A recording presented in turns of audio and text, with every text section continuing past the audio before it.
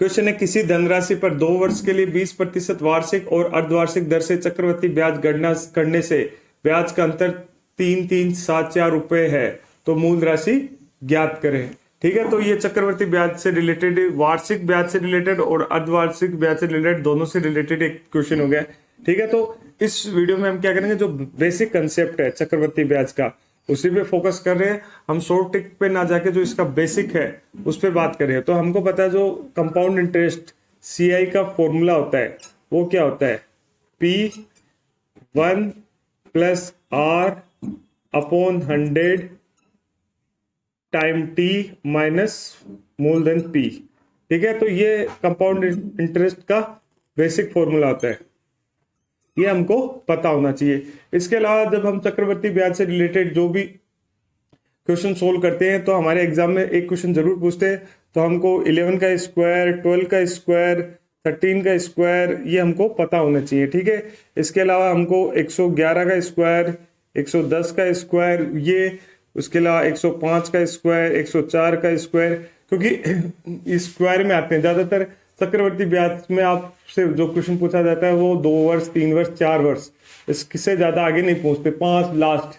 ठीक है, तो ये कंपाउंड इंटरेस्ट का फॉर्मूला हो गया। अब हम क्या करेंगे, वार्षिक गणना करेंगे। ठीक है, तो वार्षिक गणना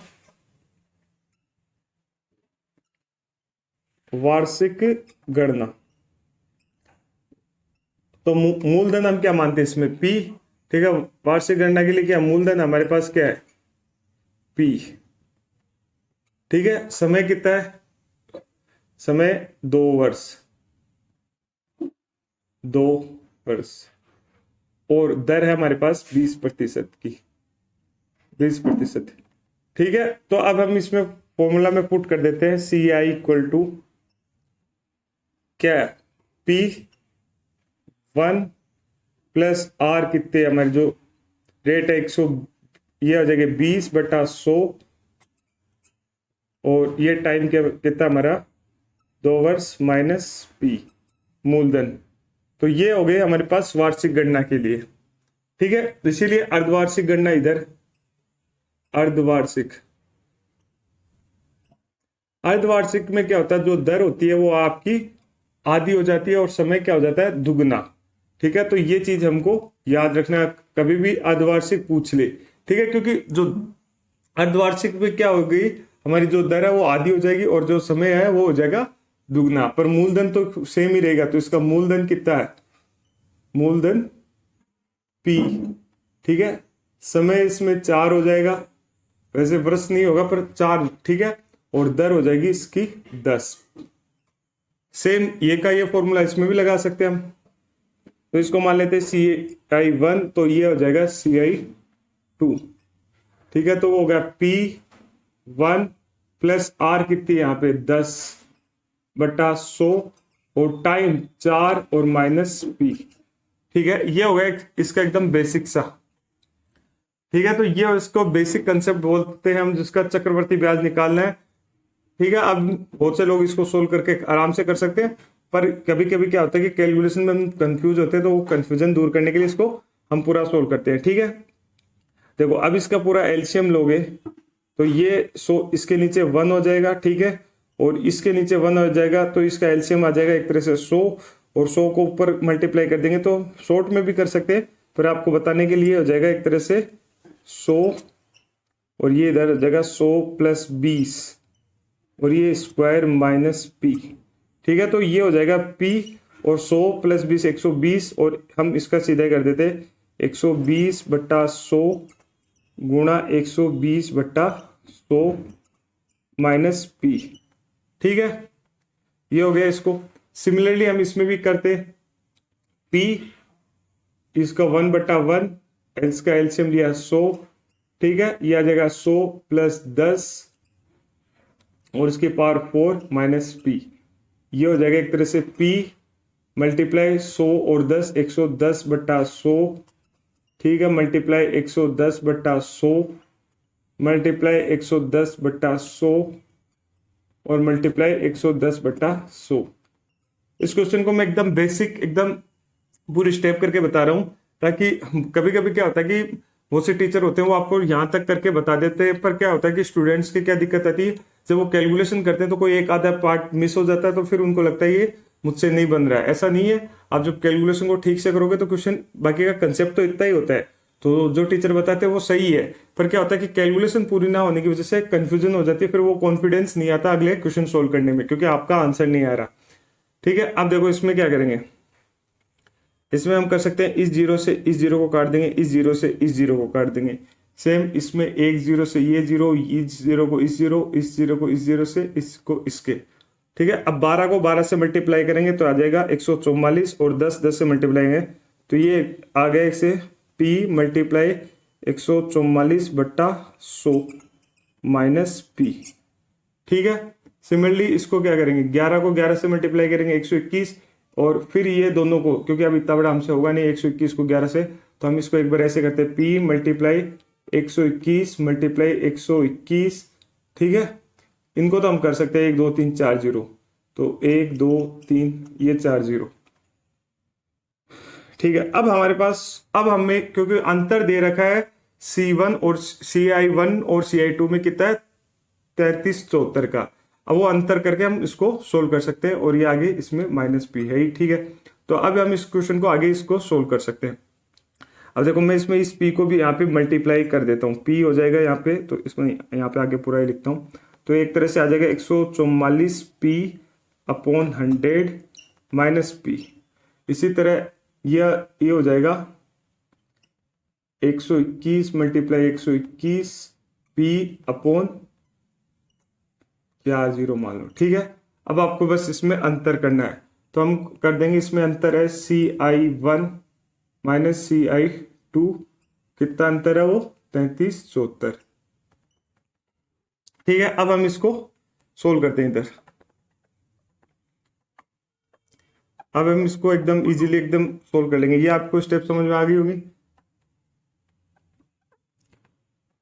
ठीक है, अब हम क्या करेंगे, इसमें इन दोनों को यहाँ पे रख देते हैं वैल्यू, और ये माइनस p है। ठीक, अब देखो अगर हम इनको रखते हैं तो ये कट जाएंगे, वो भी बता देता हूँ मैं इसको पूरे स्टेप से। तो हो जाएगा 144p/100 माइनस p। ठीक है, माइनस का साइन आ जाएगा, तो ये आ जाएगा 121 p/40, 1 2 3 4 0, और ये माइनस की बजाय प्लस हो जाएगा, क्योंकि हम इसको एक ब्रैकेट में लेके करेंगे तो ये प्लस हो जाएगा। ठीक है, और ये प्लस माइनस कट जाएगा। ठीक है, तो जब क्वेश्चन सोल्व करते हैं, शॉर्ट में करते हैं एग्जाम में, तब हम इसको सीधा ही काट देते हैं, क्योंकि ये कोई इंपॉर्टेंस नहीं रखता। पर कभी कभी क्या होता है कि कोई क्वेश्चन सोल्व कर रहा है जो शुरुआत में सीख रहा होता है चीजों को, वो कंफ्यूज हो जाता है कि ये p कहाँ पे गया, तो ये ऐसे कट जाता है। अब इसको हम क्या करेंगे, सोल्व कर लेंगे, और इन दोनों का अंतर वो कितना बता रहा है हमारे पास, अब अंतर कितना है 3 3 7 4 का। और अब ये इसको हम सोल्व कर लेंगे, इधर कर लो चाहे इधर कर लो। तो ये देखो 121 को और 121 को जब हम मल्टीप्लाई करते हैं, तो 121 को और 121 को मल्टीप्लाई करो। ठीक है, तो ये आ जाएगा 121 मल्टीप्लाई 2 4 2 मल्टीप्लाई 1 2 1। ठीक है, तो 1 4 6 4, ये आ गए 14,641। ठीक है, 14,641 और 144 ये आ जाएगा, और इसके 2 जीरो लग जाएंगे। ठीक है, तो अब हम इसमें हम क्या करेंगे, इसका एलसीएम कितना आ जाएगा 4 जीरो, ये बड़ा है तो 1 2 3 4 जीरो। ठीक है, 144 p, अब p तो ठीक है बाद में लिखेंगे, पर पहले क्या इसमें 2 जीरो, तो 2 जीरो और ऐड कर देंगे, 2 जीरो p माइनस। ठीक है, और इधर इसको ये तो सेम आएगा, पर 121 को मल्टीप्लाई करते हैं तो ये आता है हमारे पास 14,641 p। ठीक है, ये हमारे पास आ गया। अब क्या करेंगे कि, और जो हमारे पास अंतर है वो कितना है, अंतर है हमारे पास एक तरह से 3 3 7 4। ठीक, अब क्या करेंगे कि इसमें से घटा लेंगे, तो बड़ी, चलो माइनस में भी आ सकता है या बड़ी में से छोटी, चलो 14,641 में से मान लो 14,400 हमने घटा लिए, तो 1 4 2। ठीक है, ये हमारे पास बचे 241। ठीक है, तो अब हम क्या करेंगे, इसको जब सोल्व करेंगे इसको यहाँ पे आगे सोल्व करते हैं। तो हमारे पास बचे 241। अब इसमें से 241 अपॉन 1000, 40 1 2 3 4, और ये p इक्वल टू कितना है 3 3 7 4। ठीक है, अब ये इधर चला गया इसमें, तो ये हो जाएगा 241 p इक्वल टू 3 3 7 4, और ये 4 0 मान लो 1 2 3 और 4। ठीक है, और अब p का इसमें डिवाइड करेंगे, तो 374 डिवाइड 241, और ये 4 0 1 2 3 4, और ये आ जाएगा इसमें डिवाइड करने पे आ जाएगा 14 बार, तो 14, और ये 4 0 1 2 3 4, इकाई दहाई सैकड़ा हजार, इकाई दहाई सैकड़ा हजार, 10,000 लाख। तो जो मूल राशि आ जाएगी वो हमारे पास आ जाएगी 1,40,000। ठीक है, 1,40,000। ठीक है, तो ये पूरा कैलकुलेशन का पार्ट हो गया, और इसमें थोड़ी जगह कम पड़ी है, इस वजह से आपको थोड़ी दिक्कत हो सकती है, पर जब आप सोल्व करोगे तो इसका जो आंसर आएगा, जो बेसिक कंसेप्ट है पूरा कैलकुलेशन के साथ तो मैंने आपको बता दिया, तो इसका जो आंसर आ रहा है वो आ रहा है 1,40,000। ठीक है, तो इसको जब ये इधर आधी स्टेप इधर है इसको सोल्व करने की, तो आप देख सकते हो जो इसका आंसर आया वो आया 1,40,000।